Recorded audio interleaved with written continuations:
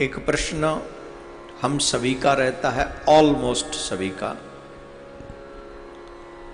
और प्रश्न यह है कि बेटे को आज्ञाकारी कैसे बनाएं। जितने भी गृहस्थी संतानवान लोग हैं बड़े ध्यान से सुने, और मैं कोशिश कहूँगा सभी से कि इसको कल ही डाल दें या परसों डाल दें। संतान को, बेटे को आज्ञाकारी कैसे बनाएं। ये प्रश्न अपने आप में बहुत गूढ़ है। जो प्रमुख सुख हैं हमारे संस्कृति में हम गृहस्थियों के लिए, उनमें से एक सुख है कि पुत्र हो आज्ञाकारी। आज के आधुनिक युग में जहां स्कूल इत्यादि जगह पर एक चीज सिखाई जाती है कि लाइफ हमारी है, हम जो चाहे करें, आप हमारी लाइफ में इंटरफेयर नहीं कर सकते। ये हमारे बच्चों को सिखाया जाता है। और एक एक बेटा होता है और उसी पे सारा दारोमदार होता है। इकलौता बेटा है, कहीं कुछ गड़बड़ कर दिया तो मुश्किल हो जाएगी। डांट भी नहीं सकते, फटकार भी नहीं सकते, और उसे ढंग से समझा भी क्या समझाएं। वो समझा दें तो वो समझ जाएगा, इस बात की गारंटी भी नहीं। तो प्रश्न ये है, अपने बेटे को आज्ञाकारी कैसे बनाएं। और ये मुझे लगता है कि पूरे विश्व के गृहस्थियों के लिए महत्वपूर्ण क्वेश्चन है।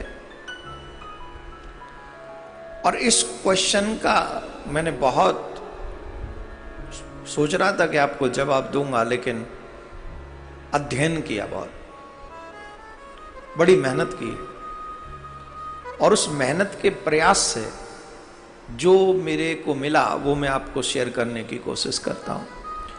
आप इसका चिंतन ईमानदारी से करें और इसका चिंतन के बाद अपने बेटे को भी इसको सुनाएं।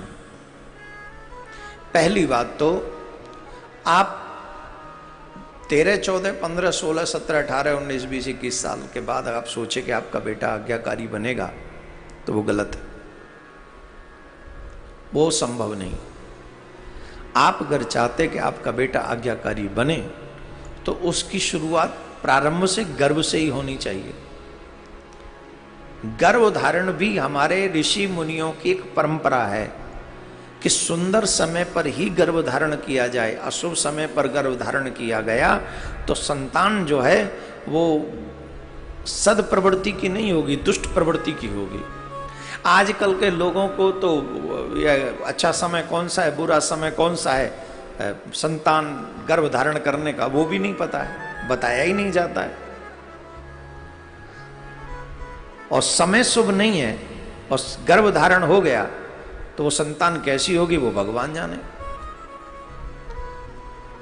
तो हमारे पुराणों में गर्भ धारण का भी एक संस्कार है, शुभ समय पर। दूसरी बात, जिस समय शिशु गर्भ में हो उस समय अधिक पॉजिटिव और धर्म से जुड़ी हुई बातों का श्रवण, गान, दर्शन करना चाहिए। और जब बच्चा 2, 2.5, 3 साल का होने लगे तो बेटे को ध्यान से सुने। स्पेशली ये बात मैं बेटे के लिए कह रहा हूं। आप जितने भी लोग सुन रहे हैं, अगर आप ईमानदारी से अप्लाई करेंगे तो आपका बेटा आज्ञाकारी बन जाएगा। 100% आपका बेटा आज्ञाकारी बनेगा अगर ये अप्लाई करते हैं आप तो। दूसरा, जब बेटा 2, 2.5 साल, 3 साल का है, तभी से उसको ये समझाना प्रारंभ करें कि बड़ों की आज्ञा का पालन करना तुम्हारा धर्म है। जहां तुम्हारे दादी दादा आते हैं बड़ों में, मम्मी पापा आते हैं, नानी नाना आते हैं, जो तुम्हारे लिए बड़ा है उसकी बात माननी, ये तुम्हारे लिए धर्म है। अब इस धर्म को करने से, मानने से क्या होता है? बोले इससे तुम्हारे भगवान प्रसन्न होते हैं। भगवान प्रसन्न होने से क्या होता है? बोले जब भगवान प्रसन्न होते हैं तो तुम जो चाहते हो वो तुमको देते हैं। और यही सत्य है। तुम्हें तभी मिलेगा जो तुम चाहते हो जब भगवान प्रसन्न होंगे। चाहते तो हम सब बहुत कुछ हैं, कहां मिलता है? क्योंकि हम वो नहीं करते जिससे भगवान प्रसन्न हो। तो हमें ये बच्चे को सिखाना होगा कि अगर तुम अपने माता पिता गुरु की बात मानोगे, दादी दादा की बात मानोगे, इससे तुम्हारा भगवान प्रसन्न होगा। और जब भगवान प्रसन्न होगा तो तुम्हें वो मिलेगा जो तुम चाहते हो। दूसरी बात, आपको भी अपने बच्चों के आगे अपने बड़ों का आदर करना चाहिए, क्योंकि जितना सुन के नहीं सीखते हैं, जितना वो देख के सीखते हैं। देवियां अगर अपने सास ससुर की बात नहीं मानेंगी, उसका इफेक्ट आपके बच्चों पे पड़ेगा, वो आपकी बात नहीं मानेंगे।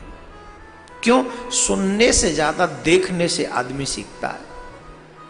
तो आपको चाहिए कि आप अपने बेटे के आगे अपने आचरण से अपने बच्चों को ही सिखाएं कि देखो हम भी अपने बड़ों की बात मानते हैं, तो डेफिनेटली आपको भी अपने बड़ों की रिस्पेक्ट करनी चाहिए, आज्ञा माननी चाहिए।